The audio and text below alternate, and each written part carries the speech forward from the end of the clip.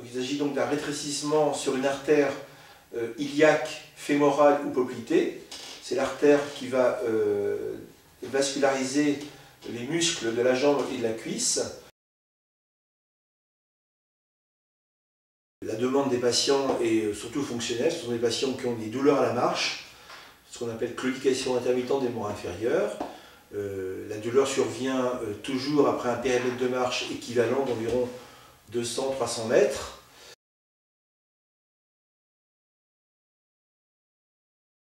L'intervention d'angioplastie des sténoses artérielles se fait en salle d'opération, le plus souvent sous anesthésie loco-régionale.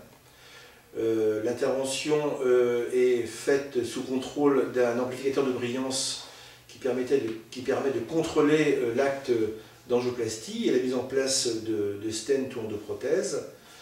L'hospitalisation est très courte puisque en général elle est de 48 heures. Les patients n'ont pas d'incision opératoire, donc il n'y a pas de pansement à réaliser à domicile.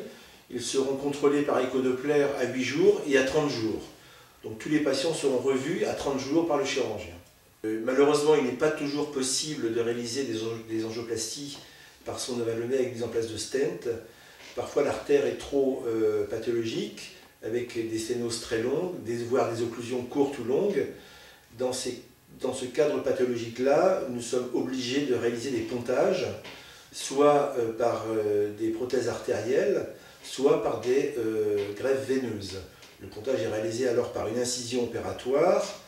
L'intervention est donc plus longue, plus douloureuse, ainsi que l'hospitalisation qui devient donc plus longue et d'environ 8 jours.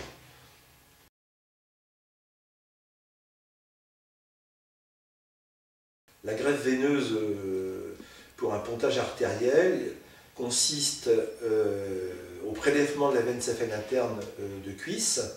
La veine sera prélevée par une incision tout le long de la cuisse afin de réaliser un pontage artériel. Le pontage sera fait principalement sur l'artère fémorale en haut et sur l'artère poplitée en bas.